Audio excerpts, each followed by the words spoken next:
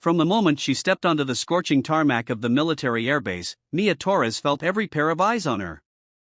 Some curious, some skeptical, but most dismissive. At just 15 years old, with a frame so slight she barely looked strong enough to carry her own flight helmet, she stood out in a place built for hardened warriors and seasoned pilots. The roar of engines echoed across the hangars, and the scent of jet fuel burned in her lungs. This was not a place for kids, at least not in the eyes of the men and women who had devoted their lives to mastering the skies. And especially not for a teenage girl from a small town whose only connection to aviation was the model planes her late father used to build with her on rainy afternoons. The doubt was thick in the air, most of it coming from one man. General Marcus Steele. Decorated war hero. 3 decades in service. His silver stars gleamed on his uniform as brightly as his reputation did among the ranks. He didn't believe in special exceptions or publicity stunts. And when the Air Force's PR department suggested allowing Mia, a gifted simulator pilot who had shattered every virtual record, to attempt a real test flight for a charity fundraiser, Steele made his feelings clear. "She's a child," he told the other officers flatly. "You put her in a fighter jet, and you're risking more than embarrassment. You're risking a disaster." But Mia's quiet determination was something no one in that hangar could quite measure, least of all the general. When she walked past him toward the briefing room, Steele decided to raise the stakes in front of the entire crew. "Tell you what," he said loud enough for the room to hear. "If she can take off, maneuver, and land one of our F-16s without incident, I'll give her my stars. That's right, my rank insignia. If not, she admits this was a fool's dream." Gasps and nervous laughter followed. The bet wasn't literal, of course. The general wouldn't actually lose his position, but the humiliation of losing face in front of his entire command was real enough. Mia didn't flinch. "Deal," she said softly, her brown eyes locking on his. "But I'm not here to take your stars. I'm here to honor my dad." That was the first time anyone heard her speak of him. Her father, Captain Daniel Torres, had been a combat pilot who never came home from his last mission. He died when Mia was only 8, but she remembered every bedtime story about cloud banks, enemy radar, and the feeling of being one with the sky.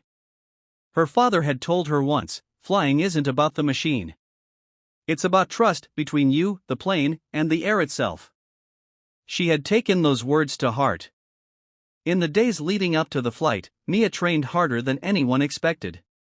The Air Force allowed her to spend hours in the real F-16 cockpit on the ground, memorizing every switch, every gauge, every sound the machine made. She practiced emergency protocols until she could recite them in her sleep. And every night, she'd sit alone in her quarters, staring at a photo of her father in his flight suit, whispering, "I'll make you proud." But the challenges were relentless. First, the simulator couldn't fully prepare her for the G-forces she'd face in the real jet. During her first acceleration test, she nearly blacked out, her vision tunneling as her body fought to keep blood flowing to her brain. Then came the weight of the flight suit and helmet, which felt like lead after hours in the cockpit. Worst of all was the constant chorus of doubters, crew members muttering that she was just a kid playing pilot, that this was a PR circus. Even the weather seemed to turn against her. On the morning of the flight, dark clouds rolled in unexpectedly, and a stiff crosswind began sweeping over the runway. General Steele saw it as the perfect excuse to cancel. "Conditions aren't ideal," he told the base commander. "We call it off, no harm done." But Mia stepped forward. "Sir, if I waited for perfect skies, I'd never fly. My dad taught me that." There was a pause. Then Steele, perhaps curious to see her fail, gave the order. "Very well. Let's see what you've got." The moment she climbed into the cockpit, Mia felt a strange calm settle over her. The smell of the leather seat, the hum of electronics, the way the harness clicked into place, it all felt familiar, almost like her father's arms wrapping around her. Her hands moved over the controls with precision. She went through the pre-flight checklist without a hitch. "Tower, this is Falcon 1, her voice crackled over the comms, steady and confident. "Requesting clearance for takeoff." General Steele stood on the tarmac with his arms crossed, eyes locked on the small figure inside the massive war machine. "Clear for takeoff, Falcon 1, came the reply. The roar of the afterburner shook the ground as Mia pushed the throttle forward. The F-16 surged down the runway, the speed pressing her into the seat. And then, smooth as a whisper, the nose lifted, and she was airborne. Gasps erupted below. Even Steele's eyes narrowed, his jaw tightening. In the sky, Mia executed her maneuvers flawlessly. Barrel rolls, sharp banks, climbs, dives, each one precise, fluid, almost artistic. She even threw in a risky Immelman turn that no one had authorized, drawing cheers from the younger pilots watching. But then came the crisis. As she began her approach for landing, the crosswind intensified. The jet bucked and swayed violently. Her first attempt to line up with the runway failed, she overshot and had to pull up hard, risking a stall. The control tower began urging her to abort, but Mia's voice came back firm. Negative. I can do this. On the second attempt, she remembered her father's words, trust the plane, trust the air. She eased her grip, let the wind guide her just enough, and adjusted her angle at the last moment. The wheels kissed the tarmac so softly it was almost poetic. Not a bounce, not a skid. Just perfection. Silence fell over the base as the jet rolled to a stop.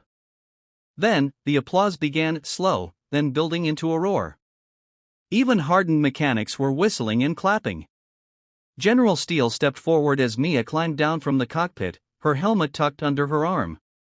For a long moment, he just looked at her. Then, without a word, he unpinned the silver stars from his uniform and placed them in her hand. You earned these, he said quietly. Mia shook her head. No, sir. I earned something better.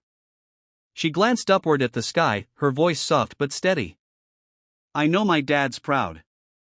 That day, the base didn't just witness a teenager defy expectations.